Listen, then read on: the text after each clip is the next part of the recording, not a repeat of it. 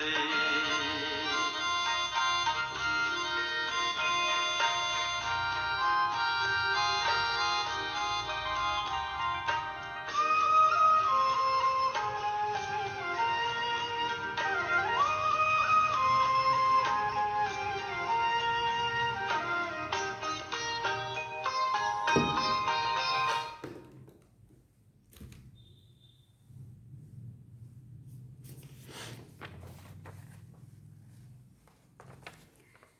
ओम शांति। बाबा good morning. आज बाबा के 13 मार्च 2024 के महावाक्य हैं। बाबा ने सार में कहा, मीठे बच्चे, सारी दुनिया में तुम्हारे जैसा पद्मा पदम भाग्यशाली स्टूडेंट कोई नहीं। तुम्हें स्वयं ज्ञान सागर बाप टीचर बनकर पढ़ाते। बाबा ने प्रश्न पूछा, कौन सा शौक सदा बना रहे तो मोह की रगें टूट जाएंगी। बाबा ने उत्तर में कहा, सर्विस करने का शौक बना रहे तो मोह की रगें टूट जाएंगी। सदा बुद्धि में याद रहे कि इन आंखों से जो कुछ भी देखते हैं ये सब विनाशी हैं। इसे देखते हुए भी नहीं देखना है। बाप की श्रीमत है, hear no evil, see no evil. ओम शांति। शिव भगवान उवाच, मीठे सालिग्रामों या रूहानी बच्चों प्रति, ये तो बच्चे समझते हैं कि हम सतयुगी आदि सनातन पवित्र देवी देवता धर्म के थे, तो ये याद रखना है, आदि सनातन देवी देवता धर्म को तो बहुत मानते हैं, परंतु देवता धर्म के बदले हिंदू नाम रख दिया है। तुम जानते हो हम आदि सनातन कौन थे? पूछ रहे बाबा, तुम जानते हो हम आदि सनातन कौन थे? फिर पुनर्जन्म लेते लेते ये बने हैं। ये भगवान बैठ समझाते हैं, भगवान कोई देहधारी मनुष्य नहीं है और सबको अपनी देह है। शिव बाबा को कहा जाता है विदेही। अब उनको अपनी देह नहीं है, उनको और सबको अपनी देह है, तो अपने को भी ऐसा विदेही समझना कितना मीठा लगता है। हम क्या थे, अब हम क्या बन रहे हैं, ये ड्रामा कैसा बना हुआ है, ये भी अभी तुम समझते हो। ये देवी देवता धर्म ही पवित्र गृहस्थ आश्रम था, अभी आश्रम नहीं है। तुम जानते हो हम आदि सनातन देवी देवता धर्म की स्थापना कर रहे हैं। हिंदू नाम तो अभी रखा है, आदि सनातन हिंदू धर्म तो है ही नहीं। बाबा ने बहुत बार कहा है, आदि सनातन धर्म वालों को समझाओ। बोलो, इसमें लिखो, आदि सनातन देवी देवता धर्म पवित्र धर्म के हो या हिंदू धर्म के हो, तो उनको 84 जन्मों का मालूम पड़ जाए। ये नॉलेज तो बहुत सहज है, सिर्फ लाखों वर्ष कहने से सभी मनुष्य मूंझ पड़ते हैं। फिर बाबा ने कहा ये भी ड्रामा में नूंद है। सतो प्रधान से तमो प्रधान बनने का भी पार्ट ड्रामा में है। देवता धर्म वाले ही 84 जन्म लेते लेते कितने छी बन पड़े हैं। पहले भारत कितना ऊंच था, भारत की महिमा करनी चाहिए। अब फिर तमो प्रधान से सतो प्रधान, पुरानी दुनिया से नई दुनिया जरूर बननी है। आगे चलकर तुम्हारी बात को वो समझेंगे जरूर। बोलो, घोर नींद से जागो, बाप और वर्षे को याद करो। तुम बच्चों को सारा दिन खुशी रहनी चाहिए। सारी दुनिया में, सारे भारत में तुम्हारे जैसा पद्मा पदम भाग्यशाली स्टूडेंट कोई नहीं है। ऐसे अपने को थपथपाना चाहिए, हमारे जैसा पद्मा पदम भाग्यशाली और कोई नहीं। समझते हो जो हम थे वही फिर बनेंगे, छांट करके फिर वही निकलेंगे। इसमें तुम मूंझो मत, ये क्यों नहीं आ रहा है और वो क्यों नहीं आ रहा है, ये क्यों चला गया, ये क्यों टूट गया, ये जो कल पहले छंटे हैं, बनते हैं, टूटे हैं, निकले हटे, वो फिर से ऐसा ही होगा। बावन का तुम मूंझो मत, बस अपना हाथ पकड़ के रखो, है ना। प्रदर्शनी में थोड़ा भी सुनकर जाते हैं वो भी प्रजा बनती जाती है, क्योंकि अविनाशी ज्ञान धन का तो विनाश नहीं होता। थोड़ा भी किसी के बुद्धि में यहाँ की बात जाएगी ना, बीज डल गया समझ लो। दिन प्रतिदिन तुम्हारी संस्था जोर बढ़ती जाएगी, कितने ढेरों के ढेर तुम्हारे पास आएंगे। हमने देखा कि पहले भी हम प्रोग्राम करते थे, लेकिन वो संख्या नहीं दिखती थी। लास्ट ईयर भी बहुत अच्छा, तो 2 से 2,500 के बीच का ब्रह्मा भोजन के साथ हमने प्रोग्राम किया था, बहुत अच्छा सफल रहा था। और अभी वाला भी जिस हिसाब से हमारी संख्या गिनती थी उस हिसाब से मतलब फिर भी सभी पहुँचे थे और नए नए लोग भी काफ़ी थे। बहुत अच्छा मतलब फ़र्क पड़ा है पहले से। मुझे पहले होता था प्रोग्राम रखें, वीआईपी तो सब के सब स्टेज पे होते, चाहे फिर वो सांसद हो, चाहे फिर वो एमएलए हो, चाहे फिर वो राज परिवार हो या भाजपा प्रमुख हो, जिला प्रमुख हो कि तालुका प्रमुख, सारे कोई भी ऐसा नहीं होता जो नहीं आता है। इस बारी भी सारे ही थे, बड़े भी सभी थे। और राज्यसभा सांसद ने झंडा फहराया और तालुका प्रमुख भी साथ थे। महिला दिन भी था ना 8 मार्च को। और फिर 10 तारीख वाले में भी सब के सब स्टेज पे थे। गीताबेन सांसद वो भी पहुँचे थे और जिला भाजपा प्रमुख, फिर पूर्व नगर पालिका प्रमुख, फिर और सारे ही मतलब लगभग सब थे। तो बाबा कहते दिन प्रतिदिन ढेरों ढेर तुम्हारे पास आएंगे। धीरे धीरे धर्म की स्थापना होती है। जब कोई बड़ा आदमी बाहर से आता है तो उनका मुंह देखने के लिए कितने ढेर मनुष्य जाते हैं। हाँ, यहाँ तो यो बात नहीं है। तुम जानते हो इस दुनिया में जो भी चीज़ें हैं सभी विनाशी हैं, उन्हें नहीं देखना है। See no evil, talk no evil, ये किचड़ा तो भस्म होने वाला है। जो भी कुछ देखते हैं मनुष्य आदि समझते हैं ये तो सब कलयुगी है। तुम हो संगम युगी ब्राह्मण। संगम युग को कोई जानते नहीं है, इतना सिर्फ याद करो यह संगम युग है और अब घर जाना है। पवित्र भी जरूर बनना है। बाबा कहते हैं ये काम विकार आदि मध्य अंत दुख देने वाला है, इसको जीतो। विष के लिए देखो कितना तंग करते हैं। बाबा कहते हैं काम महाशत्रु है, उसको जीतना है। अब इस समय कितने ढेर मनुष्य है दुनिया में, तुम एक एक को कहाँ तक समझाएंगे। इसलिए मीडिया के माध्यम से तो कहाँ कहाँ पहुँच गए, गांव गांव में एक एक को समझाते हो तो दूसरा कहता है जादू है, फिर पढ़ाई छोड़ देते। इसलिए सब बाप कहते हैं आदि सनातन धर्म वालों को समझाओ। आदि सनातन है ही देवता धर्म। तुम समझाते हो इन लक्ष्मी नारायण ने ये पद कैसे पाया, मनुष्य से देवता कैसे बने। जरूर अंतिम जन्म होगा, 84 जन्म पूरे कर फिर ये बने। जिनको सर्विस का शौक है वो तो इसमें लगे रहते हैं और सब तरफ से मोह आदि टूट जाता है। हम इन आंखों से जो कुछ देखते हैं इनको भूलना है, जैसे कि देखते ही नहीं है। See no evil. मनुष्य तो बंदरों का चित्र बना देते हैं, समझते कुछ भी नहीं है।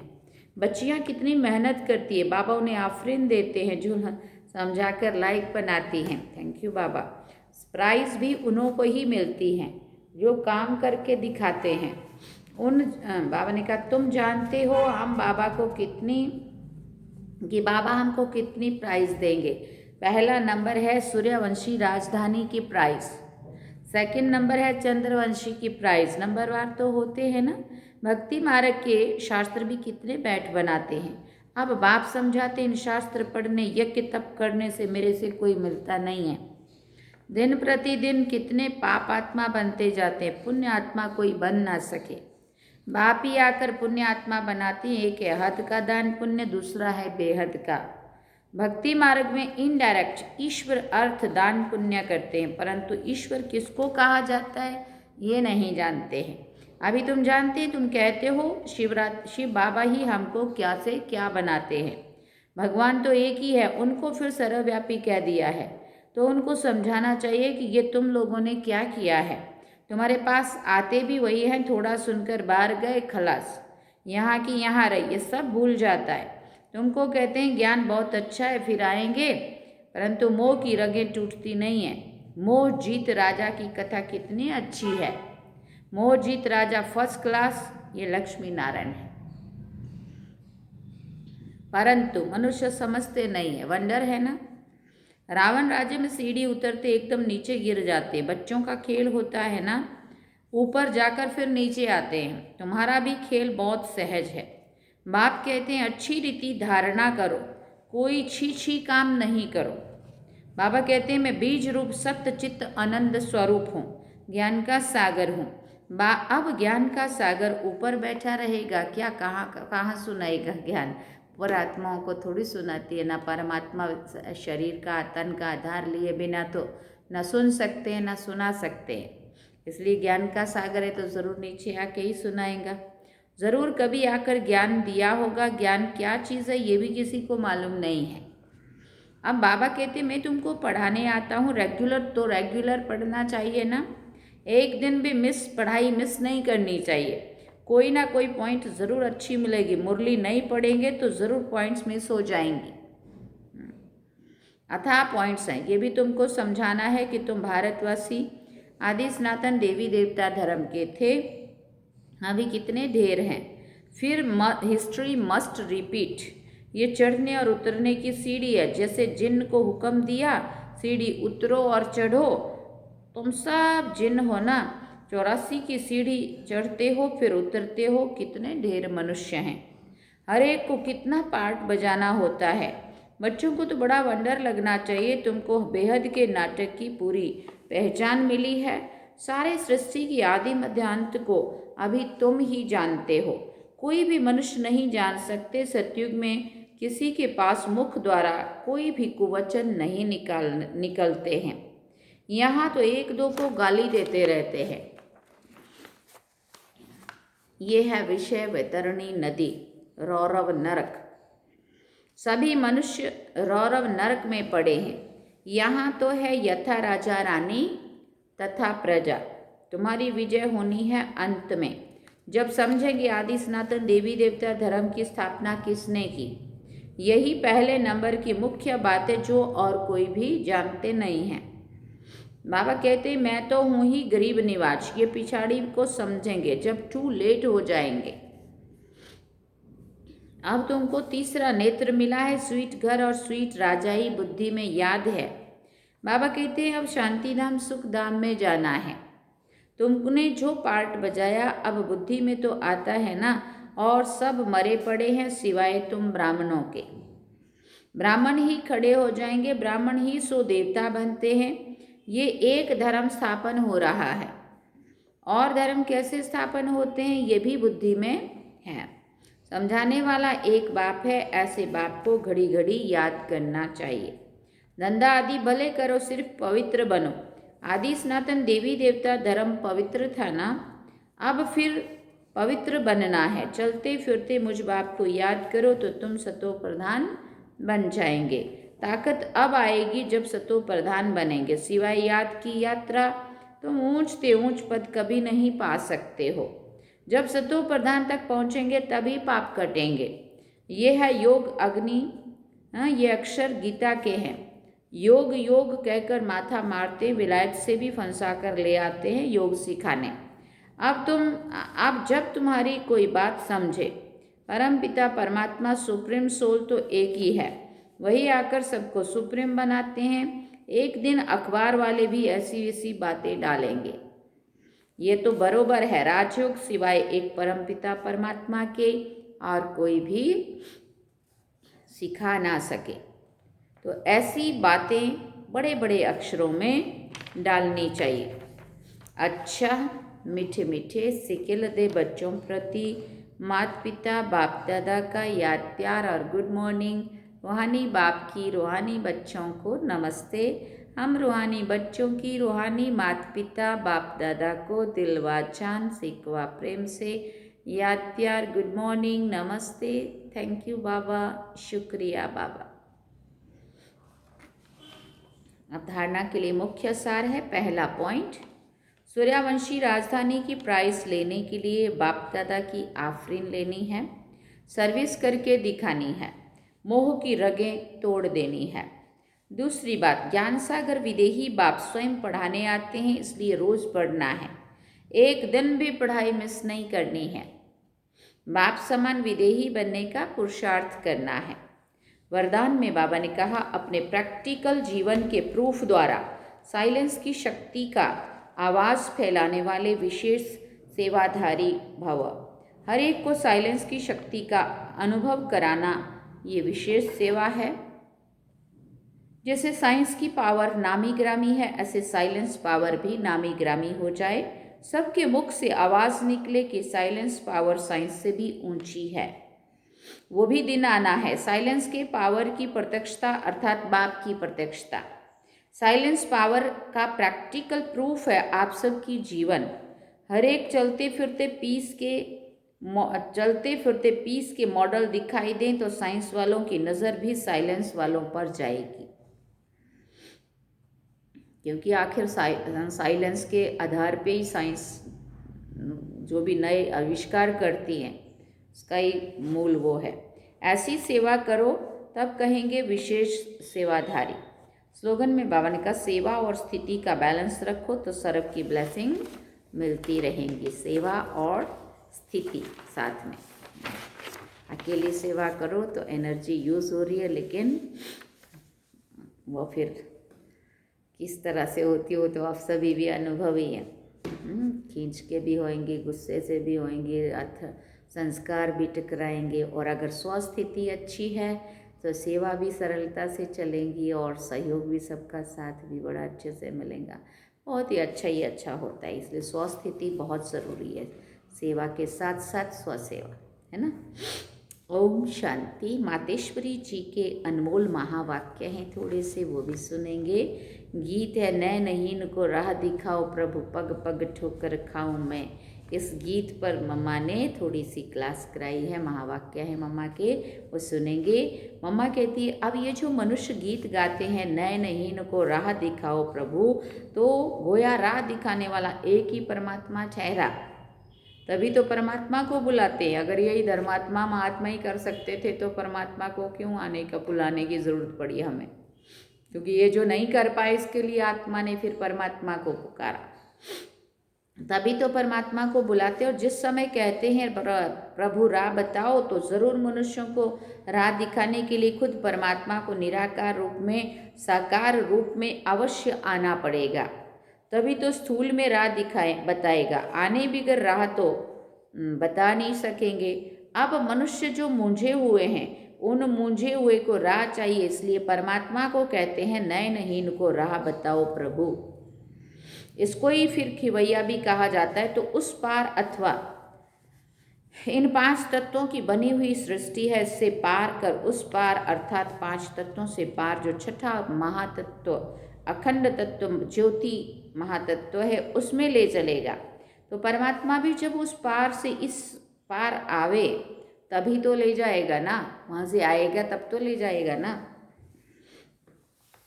तो परमात्मा को भी अपने धाम से आना पड़ता है। फिर कहा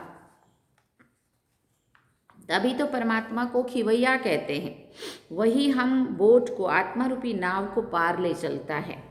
अब जो परमात्मा के साथ योग रखता है उनको साथ ले चलेगा ना। बाकी जो बच जाएंगे वो धर्मराज की सजाएं खाकर बाद में मुक्त होते हैं।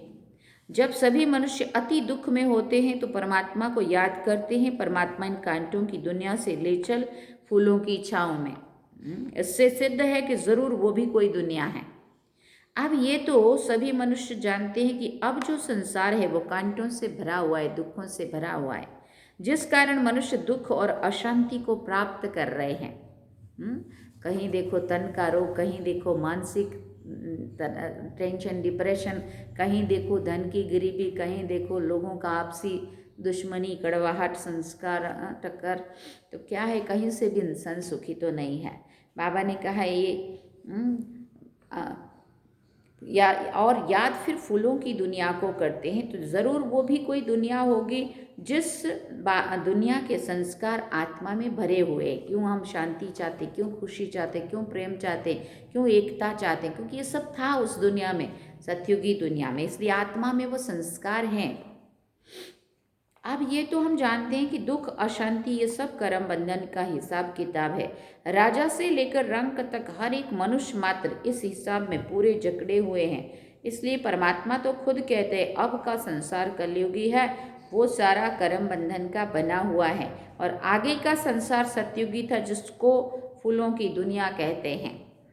अब वो है कर्म बंधन से रहित जीवन मुक्त देवी देवताओं का राज्य, जो अब नहीं है। अब ये जो हम जीवन मुक्त कहते हैं तो इसका मतलब ये नहीं है कि हम कोई देह से मुक्त थे, उन्हों को कोई देह का भान नहीं था, मगर वो देह में होते हुए भी दुख को प्राप्त नहीं करते थे। गोया वहाँ कोई भी कर्म बंधन का मसाला नहीं है।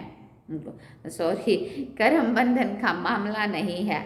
वो जीवन लेते, जीवन छोड़ते, यदि आदि मध्य अंत सुख को प्राप्त करते थे। तो जीवन मुक्त का मतलब है जीवन होते हुए भी कर्मातीत। हाँ, कोई भी कर्म बंधन में फंसे नहीं। अब ये सारी दुनिया 5 विकारों में पूरी जकड़ी हुई है, मानो 5 विकारों का पूरा पूरा वास है। परंतु मनुष्य में इतनी ताकत नहीं है जो इन 5 भूतों को जीत सके। तब ही परमात्मा खुद आकर हमें 5 भूतों से छुड़ाते हैं और भविष्य प्रारब्ध देवी देवता पद प्राप्त कराते हैं। अच्छा, मम्मा कहती है ओम शांति। हम रूहानी बच्चों की भी, रूहानी माता पिता को दिलवा चांद, मम्मा को, मीठी मम्मा को दिलवा चांद से इकवा प्रेम से याद प्यार। गुड मॉर्निंग मम्मा, थैंक यू मम्मा, थैंक यू बाबा। ओम शांति। तो ये थे आज के मम्मा के भी और बाबा के भी महावाक्य जो हम सभी ने सुने। और सार में बाबा ने कहा, मीठे बच्चे, सारी दुनिया में तुम्हारे जैसा पद्मा पदम भाग्यशाली स्टूडेंट कोई नहीं है। तुम्हें स्वयं ज्ञान सागर बाप टीचर बनकर पढ़ाते हैं। और वो भी कौन सी पढ़ाई पढ़ाते हैं? मनुष्य से देवता बनने की पढ़ाई। तो हम सोच सकते हैं हम कितने पद्मा पदम भाग्यशाली हैं जो भगवान खुद आके हमें पढ़ा रहे हैं।